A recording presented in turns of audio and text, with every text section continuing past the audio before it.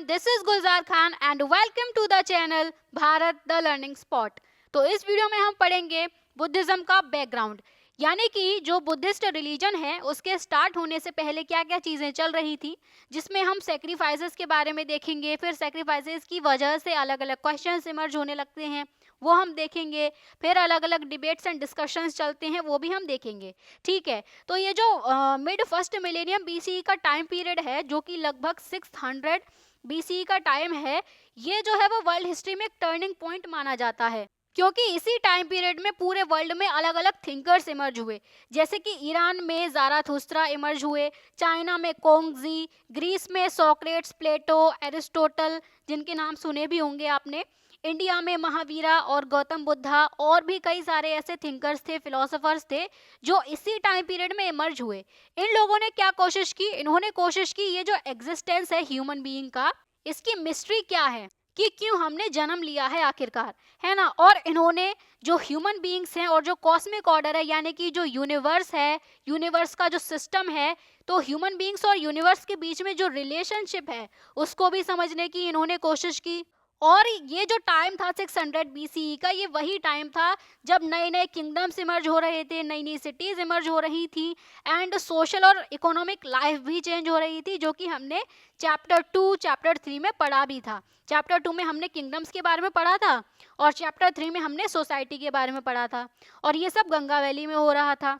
तो भले ही हम अलग अलग चैप्टर्स में डिवाइड करके इन्हें पढ़ रहे हैं, लेकिन ये सारी चीज़ें पैरेलली हो रही हैं, यानी कि किंगडम्स भी उसी टाइम पर इमर्ज हो रहे हैं, सोशल लाइफ भी चेंज हो रही है उसी टाइम पर नए नए थिंकर्स भी इमर्ज हो रहे हैं, जैसे कि महावीरा, गौतम बुद्धा।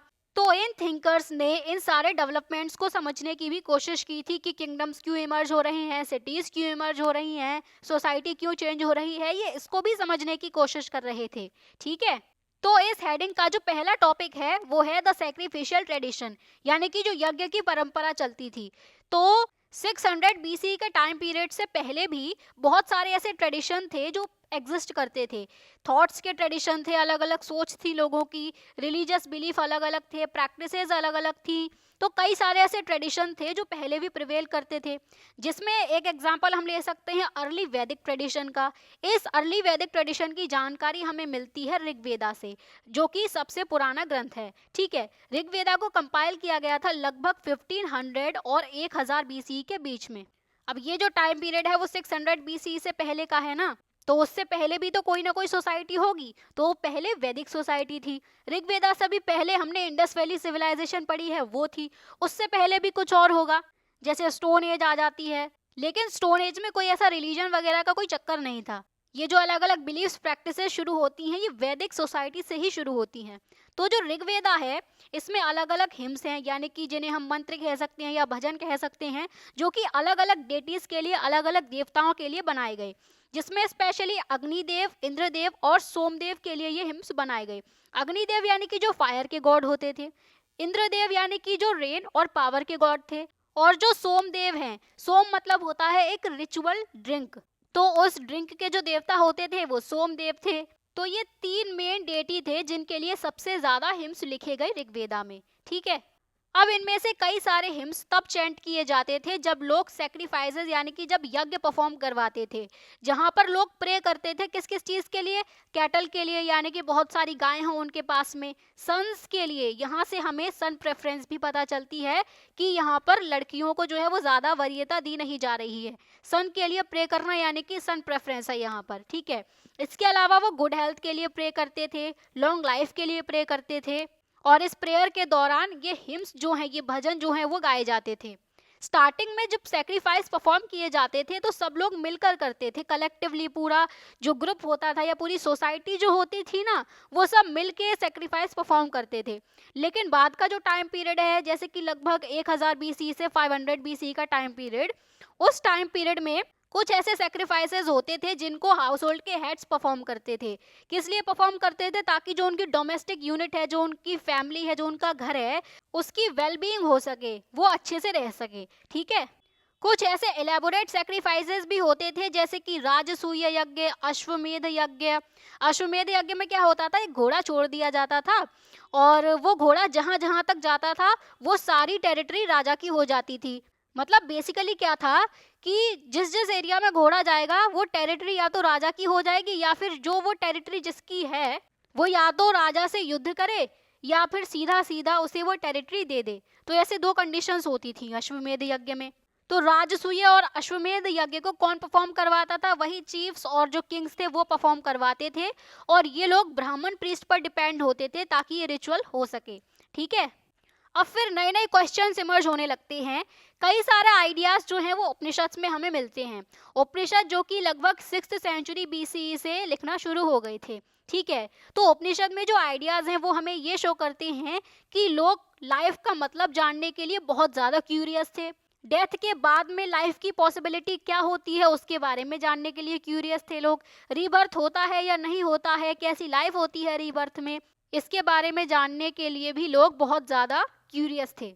तो यहाँ पर रीबर्थ की थ्योरी आती है कि जो रीबर्थ होता है क्या वो पास्ट एक्शंस की वजह से होता है, यानी कि जो अतीत में या पिछले जन्म में जो भी काम किए होंगे, अच्छे काम या बुरे काम, उस हिसाब से दूसरा जन्म मिलता होगा। तो यहाँ पे कर्म थ्योरी भी काम कर रही है।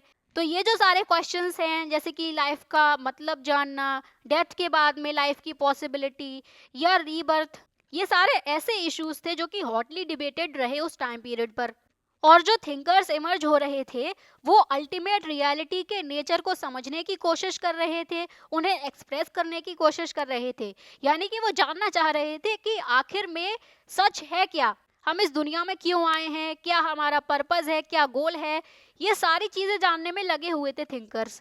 और कुछ थिंकर्स ऐसे भी थे जो कि वैदिक ट्रेडिशन से बाहर के थे, मतलब जो वैदिक ट्रेडिशन से बिलोंग नहीं करते थे, वो अलग थिंकर्स थे। ठीक है, उन्होंने ये सवाल पूछे कि क्या कोई एक सिंगल अल्टीमेट रियलिटी है कि नहीं, या फिर कई सारे ट्रुथ हैं।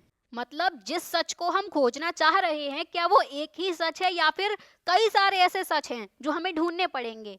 इसके साथ ही साथ जो लोग थे वो सैक्रिफिशियल ट्रेडिशन के सिग्निफिकेंस के बारे में भी सोचने लगे थे कि क्या इसकी इम्पोर्टेंस है यज्ञ कराने की, क्या यज्ञ करने से वाकई में कुछ मिलता है या नहीं मिलता है, हमारी ख्वाहिशें पूरी होंगी या नहीं होंगी। तो मतलब ये जो टाइम पीरियड है वो सब थिंकिंग का टाइम पीरियड है, नए नए थिंकिंग इमर्ज यहाँ पर हो रही हैं। ठीक है, अब हम पढ़ेंगे डिबेट्स एंड डिस्कशंस। तो जो हमारे बुद्धिस्ट टेक्स्ट हैं उनमें जो डिस्कशंस होते थे, जो डिबेट्स होती थी, उनकी झलक हमें देखने को मिल जाती है। और जो बुद्धिस्ट टेक्स्ट हैं ये लगभग 64 सेक्ट और या फिर हम इसे स्कूल्स ऑफ थॉट बोल सकते हैं, तो ये लगभग 64 को इन्होंने मेंशन किया है। सेक्ट क्या होता है? सेक्ट होता है ग्रुप ऑफ पीपल जो किसी स्पेसिफिक बिलीफ सिस्टम को फॉलो करता हो। तो इसी तरीके के अलग अलग बिलीफ सिस्टम जो थे वो लगभग 64 थे। या हम इसे स्कूल ऑफ थॉट भी बोल सकते हैं। स्कूल ऑफ थॉट मतलब कि थिंकिंग का एक तरीका।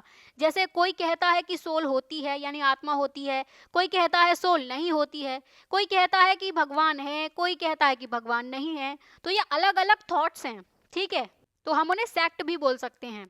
अब जो टीचर्स थे, जो गुरु थे, वो एक जगह से दूसरी जगह ट्रेवल करते रहते थे, एक दूसरे को कन्विंस करने की कोशिश करते रहते थे। यानी कि टीचर्स भी एक दूसरे को कन्विंस करने की कोशिश कर रहे हैं। इसके साथ ही साथ जो ले पर्सन्स हैं यानी कि जो कॉमन मैन है, कॉमन पीपल हैं, वो उनको भी कन्विंस करने की कोशिश करते हैं, अपनी फिलॉसफी की वैलिडिटी को प्रूव करने की कोशिश करते हैं।